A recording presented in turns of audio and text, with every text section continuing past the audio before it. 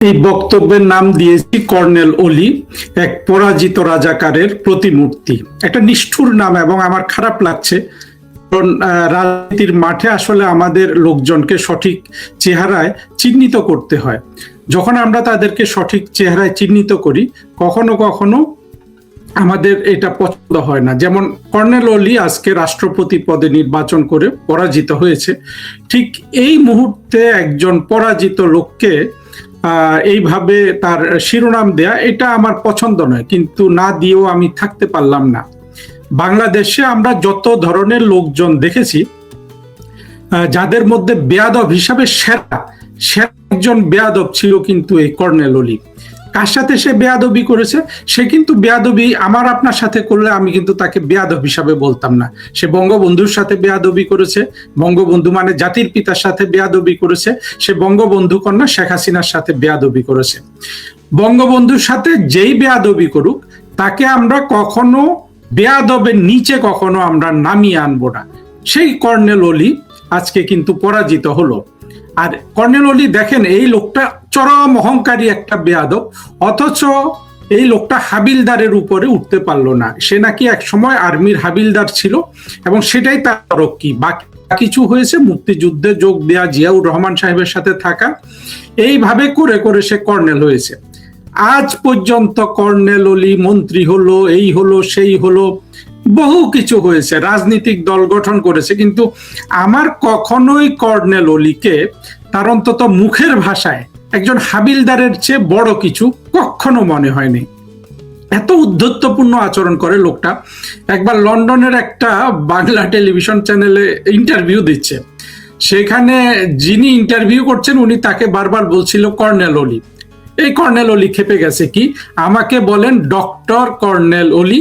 আমি 65 বছর বয়সে ডক্টরেট করেছে। কি ডক্টরেট করেছে? জিয়াউর রহমান বাংলাদেশের প্রথম রাষ্ট্রপতি, এটা তার ডক্টরেট থিসিসে নাকি নির্ধারণ করেছে। অর্থাৎ এই লোকটা যে ডক্টরেট করতে গেছে, সেই থিসিসটাও ভুয়া, অর্থাৎ একটা ভুল জিনিসকে নিয়ে সে ডক্টরেট করেছে। ভালো কথা, সেই ভুয়া থিসিস নিয়ে ডক্টরেট করেছে, জিয়াউর রহমানকে উপরে সবসময় জিয়াউর রহমান সম্পর্কে ভালো কথা বলেছে। জিয়াউর রহমানের স্ত্রী এবং পুত্র কেউ কিন্তু কর্নেল অলিকে জায়গা মতো রাখতে পারে নাই। এই রাখতে না পারার দোষটাও কিন্তু কর্নেল অলির। কর্নেল অলি যখন বেগম জিয়ার দুঃসময় বা তারেক রহমানের দুঃসময়, তখন তাদেরকে ছেড়ে চলে আসে। এটাও তো আপনার এক ধরনের ডিসলয়ালটি।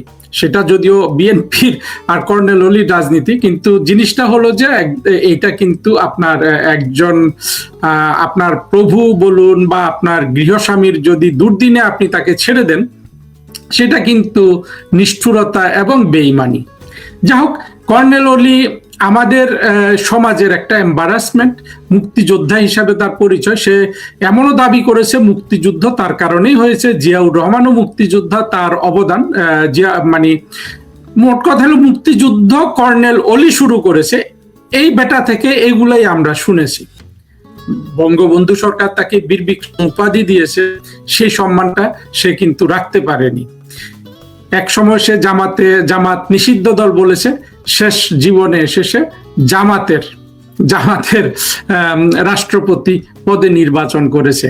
আমার আরেকটা জিনিস মনে হয় যে এই লোকগুলো রাষ্ট্রপতি পদেই নিশ্চিত পরাজয় জেনেও কেন এই কাজগুলা করে। যে সে তো জানতোই যে মির্জা ফখরুল ইসলাম আলমগীরের সাথে কর্নেল অলি টিকবে না এই প্রতিযোগিতায়, তারপরও সে কিন্তু প্রতিযোগিতাটা করেছে। এটা অবশ্য অনেক যারা রাজনীতি করে তারা এই নির্বাচনী প্রতিযোগিতাটা করে নিশ্চিত হার জেনেও। এটার কি পজিটিভ দিক নেগেটিভ দিক আছে আমি জানি না। আমি মনে করি যে নিশ্চিত হার জেনে কেন একটা মানুষ সেই জায়গায় প্রতিযোগিতা করতে যায়, এটা কিন্তু রাজনীতিবিদদের বৈশিষ্ট্য হলেও এটা কিন্তু আমি এটাকে এক ধরনের নিশ্চিত পরাজয়, যেখানে সেখানেও প্রতিযোগিতা করা, এটা দিয়ে কি প্রতিষ্ঠিত করা হয় আমি ঠিক বুঝতে পারি না। আমার এই জিনিসটা বোঝার সক্ষমতা নাই। আমি মনে করি এটা একটা মানসিক ব্যাধি। যখন জানছে যে সে নিশ্চিতভাবে পরাজিত হবে, তারপরেও কেন সে প্রতিযোগিতা করবে? কর্নেল অলি আমাদেরকে কয়েকটা জিনিস শিখিয়েছে। একটা কি, যে বাংলাদেশ আওয়ামী লীগ কাউকে যদি স্বীকৃতি না দেয়, সেই লোক মুক্তিযোদ্ধা হতে পারে না। এইটাকে অনেকে বলবেন যে আওয়ামী লীগ এটাকে কুক্ষিগত করেছে। 2024-এর জঙ্গি উত্থান পর্যন্ত এটাই ছিল যে এই আওয়ামী লীগ মুক্তিযুদ্ধের সবকিছু কুক্ষিগত করে রেখেছে। 2024-এর জঙ্গি উত্থানের পর প্রমাণিত হয়ে গেছে যে আওয়ামী লীগ ছাড়া বাংলাদেশের মুক্তিযুদ্ধের কিছু আর কেউ ওন করে না। এখানে ডানপন্থী দল আছে, বামপন্থী দল আছে, এখানে অনেক কিছু আছে, কিন্তু বাংলাদেশের যে 71 সালে একটা বিশাল মুক্তিযুদ্ধ হয়ে গেল, সেই মুক্তিযুদ্ধের মাধ্যমে একটা বড় সেনাবাহিনীকে পরাজিত করে একটা রাষ্ট্র স্বাধীন করা হলো। এটার একটা বিশাল বিজয়ের গৌরব, এটার একটা দীর্ঘ ইতিহাস। এই কোনো কিছুর সাথে কিন্তু এই ডক্টর কর্নেল অলি আহমেদের বা এই জাতীয় এই গোত্রের মানুষদের কোনো সম্পৃক্ততা নাই। এরা বাই চান্স, মানে বাই কোইন্সিডেন্স, দুর্ঘটনাবশত কোনো একটা জায়গায় থাকাতে এরা মুক্তিযুদ্ধে বন্দুক কাঁধে নিয়েছে, অথবা কাঁধে নেয়নি, মুক্তিযুদ্ধের সাথে জড়িত হয়ে গেছে। পরবর্তীতে এরা মুক্তিযোদ্ধা হিসাবে সব ধরনের সুযোগ সুবিধা গ্রহণ করেছে, খেতাব নিয়েছে, কিন্তু মনে প্রাণে কখনো রাজাকার ছাড়া এরা আর কিছু ছিল না। কর্নেল অলি চিরজীবনের একটা রাজাকার হিসাবে সে সব সারা জীবন যাপন করেছে। যতদিন সে মুক্তিযোদ্ধা হিসাবে জীবন যাপন করেছে ততদিন ছিল তার ছদ্মবেশী জীবন। সেই ছদ্মবেশী জীবন সে ধরে রাখতে পারেনি। ছদ্মবেশী জীবনটা যদি সে ধরে রাখতে পারতো, সে সম্মানের সাথে মরতে পারতো। এখন কর্নেল অলি দেখেন, এই লোকটা মৃত্যুবরণ করবে। বিএনপি সরকার বা এই ধরনের সরকারগুলো থাকলে বা জামাতের সরকার থাকলে তাকে মুক্তিযোদ্ধা হিসাবে স্যালুট ট্যালুট দিবে, কিন্তু সত্যিকার ইতিহাসে বাংলাদেশের যেটা মূলধারার ইতিহাস, সেই ইতিহাসে এই কর্নেল অলি কিন্তু একজন রাজাকার হয়ে গেল এবং রাজাকার হিসাবে সে মৃত্যুবরণ করবে। আর তার যে গর্ব, তার যে অহংকার, তার যে বেয়াদবি, এগুলো সব আমরাও ভুলে যাব। কারণ কর্নেল অলি এমন কোনো মানে আসলে বাংলাদেশের ইতিহাসে বলুন একটু গুরুত্ব থাকতে পারতো মুক্তিযোদ্ধা হিসাবে, সেটা হারানোর পর এই অলির আসলে কোনোই মূল্য নাই। সে মরার আগে মরে গেল। আর সে যে হাবিলদার হিসাবে জীবন শুরু করেছিল, সেইখান থেকে তার পরবর্তী উত্থান, এরকম উত্থান মানুষের হতে পারে, সেই উত্থানকে সংহত করতে হলে যে ধরনের প্রজ্ঞা মেধা লাগে, সেটা আসলে এই হাবিলদার সাহেবের কখনোই ছিল না। সে নানানভাবে নিজেকে প্রতিষ্ঠিত করেছে সমাজে, কিন্তু দেখেন পতনটা হয়েছে জামাতের হাতে, জামাতের কোলে। কর্নেল অলি আমাদের কাছে শুধুই একজন পরাজিত রাজাকার। আর মির্জা ফখরুল ইসলাম সাহেবের সাথে কর্নেল অলির তুলনা করে লাভ নাই। আমি জানি মির্জা ফখরুল ইসলাম সাহেবকে অনেকে অনেক ধরনের কথা বলেন, চকা রাজাকারের পুত্র টুত্র বলেন, কিন্তু দেখেন মির্জা ফখরুল সাহেবের ওই গুণটা তো আছে। উনি কখনো মির্জা ফখরুলের কখনো কোনো বক্তব্যে, আমি কিন্তু কর্নেল অলি যে ধরনের বেয়াদবি করেছে, মির্জা ফখরুলের রাজনৈতিক বক্তব্যে কিছু আছে, সমালোচনা তো করাই যায়, কিন্তু এইভাবে সরাসরি জামাতের পক্ষে যাওয়া, রাজাকারদের পক্ষে যাওয়া, বঙ্গবন্ধুর সাথে বেইমানি করা, শেখ হাসিনার সাথে বেইমানি করা, এগুলো মির্জা ফখরুল কখনো করেন নাই। সুতরাং একটা মানুষ যদি আপনার তার কথায় শোভন থাকেন, ভদ্র থাকেন, সেগুলোরও আসলে এক ধরনের মূল্য আছে। সেই মূল্যটা অবশ্যই মির্জা ফখরুল অন্তত আমার কাছে পান, কিন্তু কর্নেল অলি আমার কাছে একটা বেয়াদব ছাড়া আর কিছুই নাই। এই ধরনের বেয়াদবদের আমরা যদি মানে আসলে কর্নেল অলিকে চিহ্নিত করবোই কি, সে তো নিজেই মরে গেছে, কিন্তু অনেক বেয়াদব কিন্তু বাংলাদেশ সমাজে লুক্কায়িত আছে। এরা ছদ্মবেশে থাকে, কিন্তু এদের সম্পর্কে আমাদের সচেতন হতে হবে। তো আমি মির্জা ফখরুল সাহেবকে অভিনন্দন জানাতে চাই, উনি রাষ্ট্রপতি নির্বাচিত হয়েছেন। যদিও মির্জা ফখরুল সাহেবকে এটা মনে রাখতে হবে যে তিনি 2024-এর জঙ্গি কোয়ালিশনের অভ্যন্তরীণ ক্ষমতার বন্টন হিসাবে যে নির্বাচন হয়েছে, যেখানে তারেক রহমান সাহেব প্রধানমন্ত্রী হয়েছেন, সেই নির্বাচনেরই তিনি একজন উত্তরাধিকার।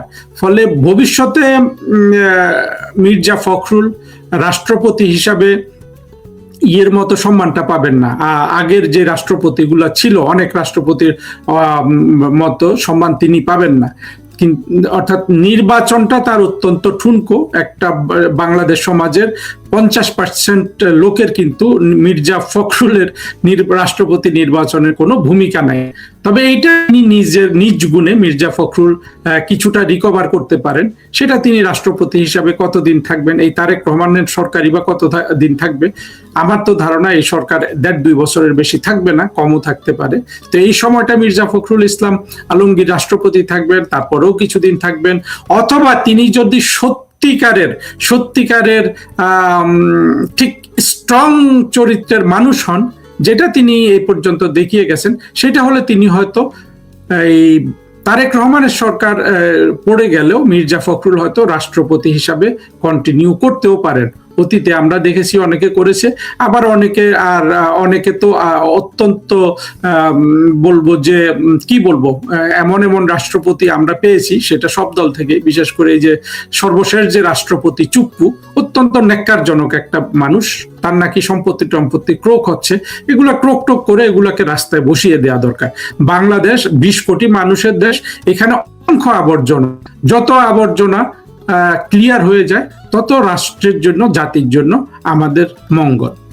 আজকে যে বিষয়টি নিয়ে কথা বলবো সেটি হচ্ছে বাংলাদেশ এবং ভারত এই দুটি প্রতিবেশী রাষ্ট্রের সম্পর্ক কোথায় গিয়ে দাঁড়িয়েছে এবং ভবিষ্যতে এই সম্পর্কটি বাংলাদেশের অর্থনীতির উপরে এবং ভারতের অর্থনীতির উপরে কি প্রভাব ফেলতে পারে তা নিয়ে একটি আলোকপাত করতে চাই। দেখেন, বাংলাদেশে 2024 সালের 5 আগস্ট একটি জঙ্গি হামলার পর, একটি জঙ্গি আক্রমণের পর, যেটা স্পন্সর করেছে আমেরিকা আর যেটাকে এক্সিকিউটের দায়িত্ব নিয়েছিল জঙ্গিরা এবং সাপোর্ট দিয়েছিল বাংলাদেশের সেনাবাহিনী।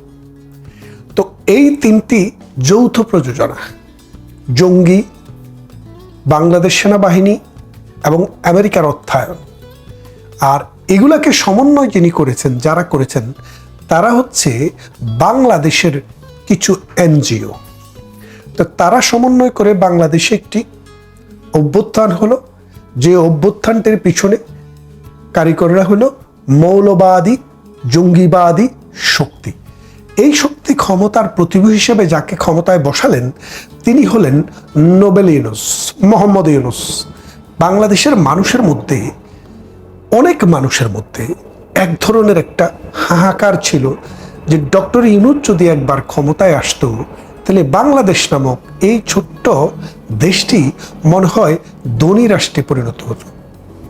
কিন্তু দেখা গেল মানুষের এই আকাঙ্ক্ষা পূরণের একটা সুযোগ যখন তার হাতে আসলো, তখন তিনি দেশটাকে ডিভাইড করে ফেললেন, জঙ্গিবাদকে সামনে নিয়ে আসলেন এবং তার ব্যক্তিগত জীবনের যে অর্জন, সেই অর্জনগুলোকে গুরুত্ব দিলেন। এর ফলে বাংলাদেশ একটি দীর্ঘমেয়াদী সমস্যায় পতিত হলেন। বাংলাদেশের সবচেয়ে পুরনো রাজনৈতিক দল বাংলাদেশ আওয়ামী লীগকে রাজনৈতিকভাবে প্যারালাইজড করার চেষ্টার অংশ হিসাবে বাংলাদেশ আওয়ামী লীগের সমস্ত কার্যক্রম নিষিদ্ধ করলেন এবং একটি নির্বাচন করলেন, পাতানো নির্বাচন, ম্যানুফ্যাকচার্ড নির্বাচন, ইঞ্জিনিয়ারিং ইলেকশন, যেখানে প্রধান শক্তি বাংলাদেশের সবচেয়ে বেশি মানুষের প্রতিনিধিত্বশীল আওয়ামী লীগ নেই, সেটিকে নির্বাচন বলাটা অযৌক্তিক। বরং সিলেকশনের মাধ্যমে একটি রাজনৈতিক দলের হাতে ক্ষমতা দিয়ে গেলেন। তো এর ফলে ভারতের সাথে বাংলাদেশের একটা দূরত্ব তৈরি হয়। দুইটা কারণ। প্রথমত, যখন জঙ্গি হামলা শুরু হয় বাংলাদেশে, তখন বাংলাদেশের প্রধানমন্ত্রী ভারতে আশ্রয় গ্রহণ করেন। এটা কিন্তু প্রধানমন্ত্রী শেখ হাসিনার জন্য প্রথম ভারতে আশ্রয় গ্রহণ নয়।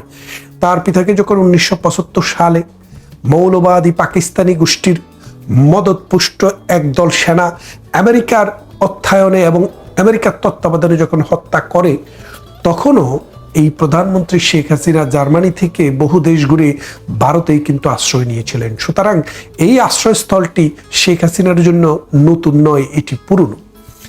এবং এই বাংলাদেশের জন্মের সাথে ভারতের সম্পর্ক ছিল 75 পরবর্তী সময়ে আবার অসাম্প্রদায়িক চেতনার হাতে ক্ষমতাটি যাক, সেই ক্ষেত্রেও ভারতের অনেক ভূমিকা ছিল। আজকের দিনেও এই অসাম্প্রদায়িক চেতনা বাংলার জমিনে আবার প্রতিষ্ঠা হবে, সেই জন্য ভারতের অবশ্যই ভূমিকা থাকতে হবে এবং থাকবে। আমেরিকার ভূমিকা থাকবে জঙ্গিবাদের উত্থানে, আর ভারতের ভূমিকা থাকবে জঙ্গিবাদের পতনে।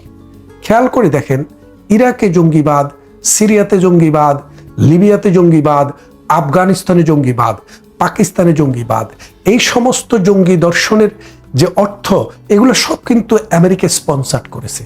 আমেরিকার কারণেই কিন্তু পৃথিবীতে এই জঙ্গিবাদের বিকাশ হয়। আর এটা যেতে যেতে যখন ফ্র্যাঙ্কস্টাইনের দৈত্যের মতো হয়ে যায়, তখন আমেরিকা সেখানে এসে যুদ্ধে অংশগ্রহণ করে এবং সেই দেশটিকে ধ্বংস করে। এখন আমি যে কথাটি বলছিলাম যে ভারত ও বাংলাদেশ সম্পর্ক, খেয়াল করে দেখেন ইউনূসের জামানায় ভারতের মানচিত্রকে ব্যঙ্গ করে বাংলাদেশে ভারতের কিছু অংশকে নিয়ে আসার চেষ্টা করেছে। ইউনূস ভারতের যে 7টি স্টেট রয়েছে বাংলাদেশের 3 পাশ ঘিরে, সেগুলাতে ব্যবসা বাণিজ্যের কথা, সম্প্রসারণের কথা চিন্তা করেছে ভারতকে বাদ দিয়ে। এবং বাংলাদেশে যে জঙ্গিরা, এরা বরাবরই ভারতকে হুমকি দিয়ে আসছে। এবং ইউনূস সরকার ক্ষমতায় আসার পর পাকিস্তানিদের বাংলাদেশে বিনা ভিসায় আসার সুযোগ করে দিয়েছে, এবং সেটি এই তারেক রহমানের সরকারও কন্টিনিউ করছে। এর ফলে পাকিস্তানে যে জৈশে মোহাম্মদী, লস্করে তৈয়বা, তেহরিকে তালেবান এবং আফগানিস্তানের তালেবান গোষ্ঠী এবং সিরিয়া, ইরাক, ওই ভিত্তিক যে আইএস গ্রুপ, এরা বাংলাদেশে পাকিস্তান হয়ে ঢুকছে অহরহ, এবং বাংলাদেশে কয়েকটি ঘাঁটি তারা পরিচালনা করছে। এখানে নিয়মিত জঙ্গিদের ট্রেনিং হচ্ছে।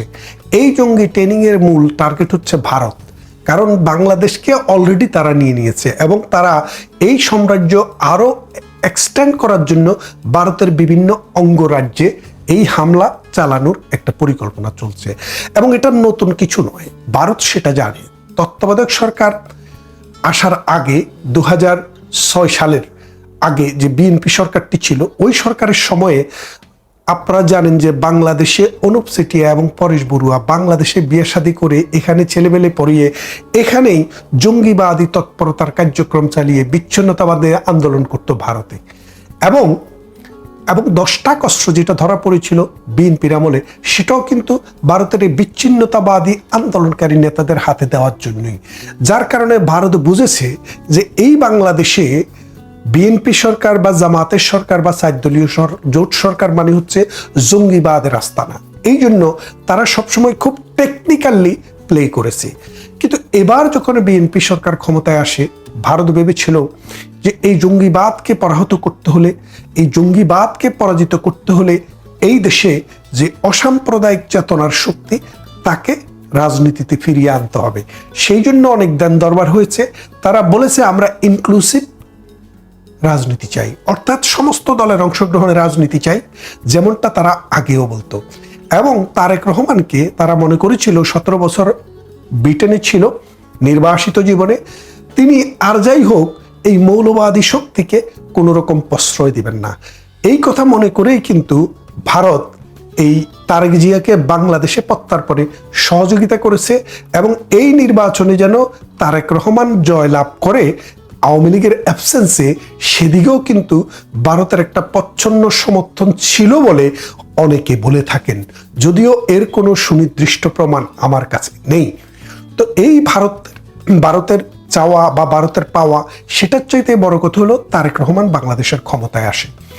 আসার পর 2 মাসের মাথায়, 3 মাসের মাথায় তিনি বাংলাদেশ আওয়ামী লীগকে কার্যক্রম নিষিদ্ধ করে যেই প্রজ্ঞাপনটি জারি করা হয়, সেই প্রজ্ঞাপনটি তিনি আইন আকারে পরিণত করেন। তার মানেটা খেয়াল করে দেখেন যে বাংলাদেশ আওয়ামী লীগ এখন রাজনীতি করতে পারছে না। কার কারণে?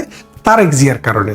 কারণ ডক্টর ইউনূসের সময় ছিল 60 দিন, 60 দিনের বেশি তার ক্ষমতা থেকে যাওয়ার পরে এটা আর কার্যকর থাকার কথা না, কিন্তু তারেক জিয়া সেটাকে প্রলং করলেন।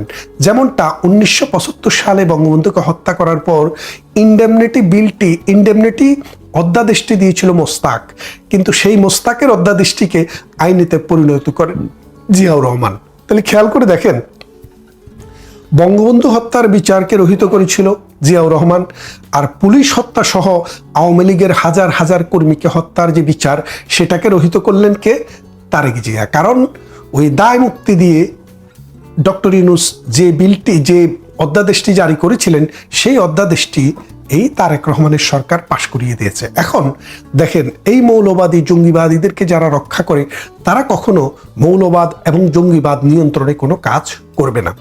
এখন যে কথাটি মূল ছিল সেই কথাটি ছিল সাম্প্রতিক সময়ে ভারতে একটি ভিজিটের কথা ছিল তারেক রহমানের, সেখানে 2টি শর্ত জুড়ে দিয়ে সেখান থেকে তিনি সরে আসলেন, কিন্তু আলটিমেটলি ভারত হারেনি, বাংলাদেশ জেতেনি, হেরে গেছে।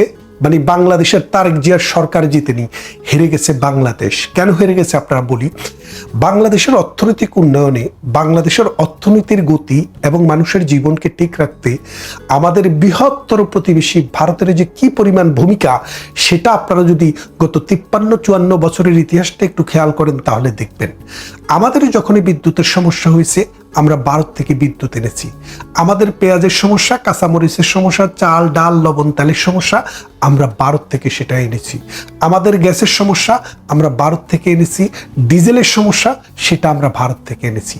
ভারত আমাদেরকে বিনা পয়সায় দেয়নি, টাকা দিয়েই দিয়েছে। কিন্তু সবচেয়ে বড় যে বিষয়টি, পৃথিবীর অন্য কোনো দেশ থেকে যারা এই সাহায্য দিতে পারে তাদের কাছ থেকে যদি আপনি সেটা আনতে যান, আপনার যেই সময়টা ট্রান্সপোর্টেশন এবং কমিউনিকেশনে লাগে এবং যে কষ্টটা লাগে, সেটার চাইতে 1/3 দিয়ে ভারত থেকে আনা যায়। যার কারণে আমাদের প্রয়োজনে কিন্তু ভারতকে আমরা এই ব্যবহারটা করেছি। এখন খেয়াল করে দেখেন, বাংলাদেশের 3 দিকে ভারত, মাত্র একদিকে হচ্ছে বঙ্গোপসাগর। 1971 সালে যখন মহান মুক্তিযুদ্ধ চলে তখন ভারত পাকিস্তানকে তার সীমানা বন্ধ করে দিয়েছিল, অর্থাৎ ভারতের যে আকাশ সীমা, সেই আকাশ সীমাটি ব্যবহার করা ভারত বন্ধ করে দিয়েছিল।